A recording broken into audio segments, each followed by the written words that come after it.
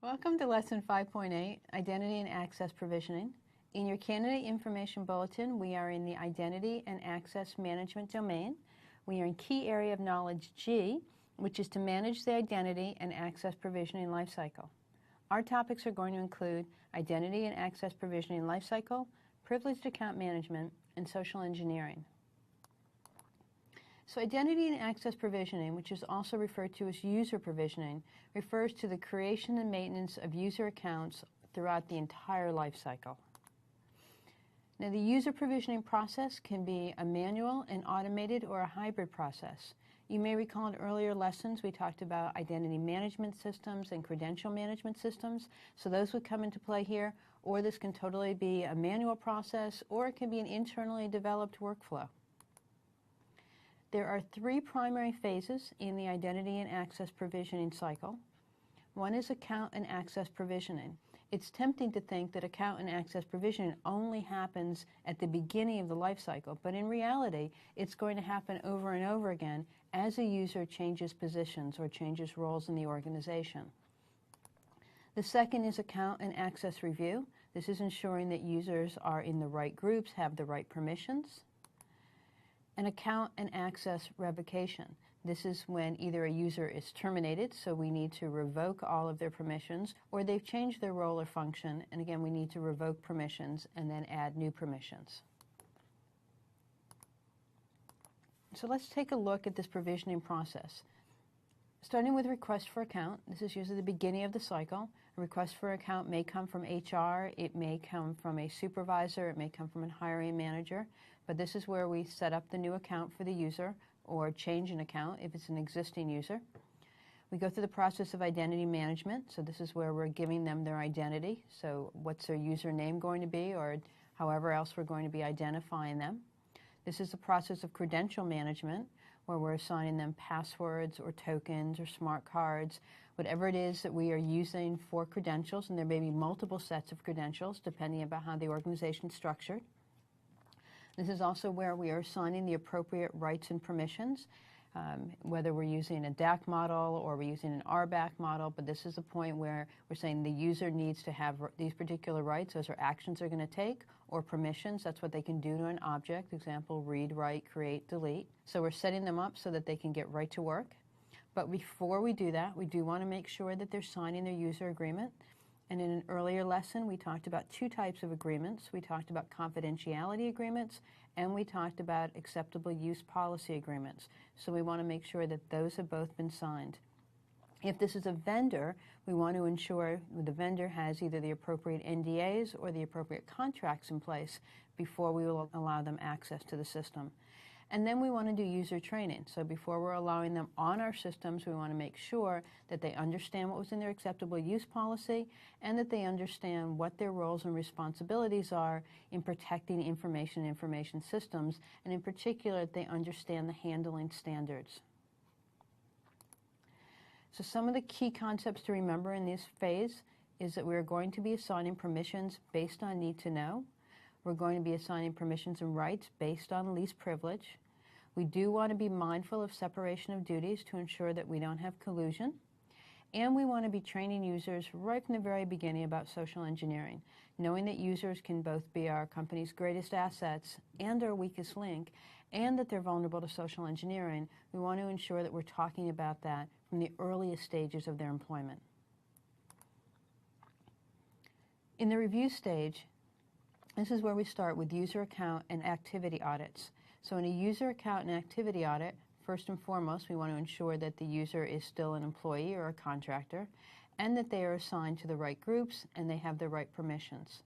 During the review stage also, there'll be change requests. Maybe they need additional rights. They're going to access a different application. We once again want to give them the appropriate user training for whatever their new function is, and then we will continue this process of user account and activity audits. So user account and activity audits, a very iterative process, will happen all throughout the year. In this stage, we're really monitoring activity. We want to make sure that not only do they have the right permissions and rights, but we're also sort of watching what they're doing. We're auditing activity. We do need to be concerned with both aggregation and authorization creep. Aggregation is when we may get too many rights and now we can build too big of a picture and maybe get access to information that we shouldn't. Authorization creep is when we sort of layer on our rights and permissions because we've moved from one role to another, and now we have too many rights and permissions, more than we need.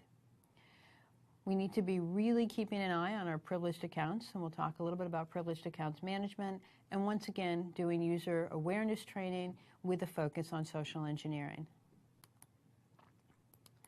In the revocation stage, this is where we'll get a request for revocation. Either a user is moving from one role to another and we need to revoke access, or they are leaving the company. It could be a friendly termination or an unfriendly termination. It could be a resignation. The reason isn't as relevant as the fact that we get a request for revocation, and then we have to have a standard revocation process to ensure that we're removing all of our rights and permissions and that we are getting all of the assets back, including any type of remote access. So it should be a very standard checklist, a process, just like at the beginning we had a workflow and a process. There should always be an end game or a revocation workflow and process. So in this stage, this is where we're really focused on disabling accounts. We need to communicate those changes throughout the organization. We may need to reassign ownership. So if a user is leaving and they've created a lot of files or folders and they're the owner, we need to reassign ownership of those files and folders. This may be where we either delete or disable account. And in the exit interview, we may want to be discussing social engineering as well, because ex-employees are also a social engineering target. So looking at the whole big picture, you can see we're starting with a request for account. The greens are all happening in our initial stages. Our yellows are going to be our review stages, and then our red is going to be our revocation. Privileged account management refers to authorization, oversight, and auditing of any account that has elevated privileges. Now, security policies should dictate who can authorize the assignment of privileged accounts.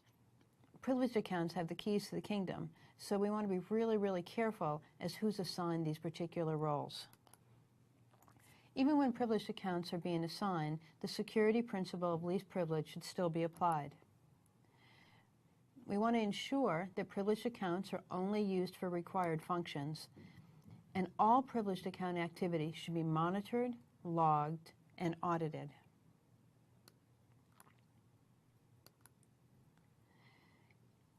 In a social engineering attack, the attacker uses human interaction to obtain information or to compromise a system. Social engineers use a variety of tactics to gain trust, instill fear, pique curiosity, and create confusion. Social engineering attack vectors can include phone or text pretexting, on-site pretexting, email phishing, baiting, or dumpster diving. So in all cases, what we're trying to do is get to the end user to either interest them, pique their curiosity, install fear, intimidate them in order to get them to either take an action or provide information. That's the social engineer's focus. So we want to be talking with our users about social engineering mitigation.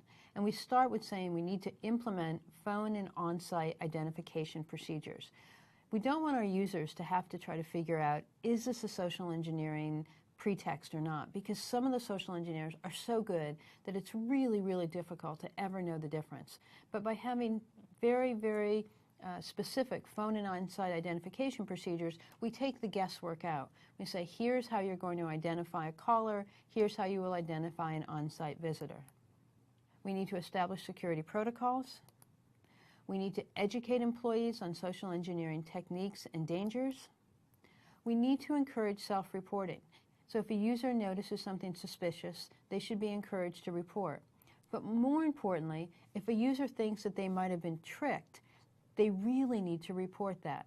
Very often users are not going to want to do that. They're fearful of getting in trouble or some type of retribution. And we need to encourage self-reporting, and we need to reward self-reporting. So if a user got a phishing email and then they clicked on the link or opened the attachment and then said, oh my gosh, that probably wasn't right, we want them to feel comfortable reporting that so that the incident response team can evaluate the action and, if necessary, take action. We need to conduct social engineering assessments and share those results. So a social engineering assessment is when an organization would hire a firm to do a social engineering attack. It could be either phone, it could be text, it could be email, it could be on-site. And what we're trying to do here is not test to see whether users can identify a social engineering attack, but are they following the procedures? For example, their identification procedures, or the directive not to click on a link in an email, or not to open an attachment from an unknown source. So we want to conduct those type of assessments, see how the organization does, and then share the results. And not share the results in a punitive manner, but share the results in a way that can be used to teach and improve. We should, though, even with all of this, assume that our users are vulnerable and make sure that we're implementing layered controls. So that if a user does fall for a social engineering attack, there are other controls in place that can either stop the attacker or mitigate the damage. So that brings us to our Lesson 5.8 review. We started talking about identity and access provisioning lifecycle. We talked about the importance of oversight of privileged account management, including monitoring and auditing. And lastly, about social engineering. So that brings us to our Lesson 5.8, Match the Meeting. The terms, some of these are new, some are old, but you need to know, are need to know, least privilege, separation of duties, aggregation, authorization creep, revocation, and social engineering. Now, you have seen some of these before. Remember that the meanings in the right-hand column may be a definition or may be a functionality description or just a description. So go ahead and put me on pause, match up the meaning. When you're ready, come on back and we'll go through them together. Let's go through Lesson 5.8 terms. Need to know is a demonstrated reason. Least privilege was no more than needed. Right? These are two fundamental principles. Somebody has to have, or subject has to have a demonstrated reason, right? That's their need to know. And we only want to assign the minimal number of rights and permissions that are needed. So that's least privilege, no more than needed. Separation of duties is when no one entity is in complete control. Aggregation is when you get too much information or knowledge. Authorization creep is just accumulation over time. In this case, it's going to be accumulation of rights and privileges over time. Revocation is that end game. It's when we remove access rights and permissions. And social engineering, often referred to as hacking the human. That's when we exploit human vulnerabilities. I'm going to end this lesson as we always do with our CISSP exam tips. Remember that provisioning and review are iterative phases. So we're going to keep going through them over and over again. Tip 2 is all rights and permissions should be documented. So as part of the assignment phase, we should be documenting all the rights and permissions. That's particularly important when someone is terminated or we go through a revocation. We need to be able to verify that we have, in fact, removed properly all their rights and permissions. And those could be permissions to an operating system, internal application, or to external websites or external applications. And lastly, users are vulnerable to social engineering. And it's important that we train our users and that we have good procedures for them to follow. So thanks for joining me for this lesson, and I look forward to seeing you in the next.